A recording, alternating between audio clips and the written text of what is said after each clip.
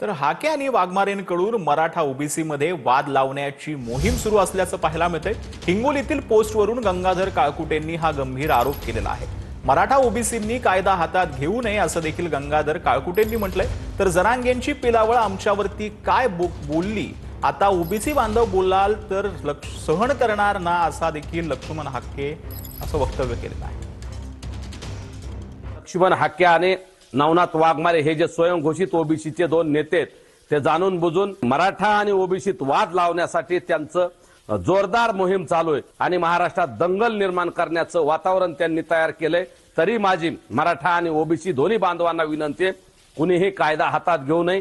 लोकशाही मार्गाने प्रत्येकाने आपापले आंदोलन करावीत, मागण्या सरकारकडे मागाव्यात, परंतु हे बाहेरून येणारे पार्सल तुमच्या आमच्यात वाद लावतायत। तुम्हा आम्हाला इथंच राहायचंय, या महाराष्ट्रात राहायचंय, या आपापल्या जिल्ह्यात गावात राहायचंय, त्यामुळे बाहेरून येणारे वाद लाव्या लोकांपासून सावध राहिलं पाहिजे।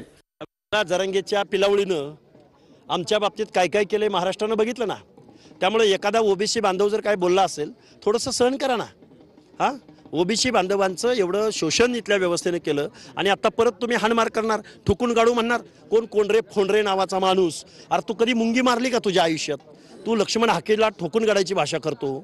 तू ये कधीतरी इकडं बारामतीकडं किंवा इकडं पश्चिम महाराष्ट्रात ये, नाहीतर मराठवाड्यात ये। आम्ही तयार आहोत। वेळ सांग, दिनांक सांग, तारीख सांग।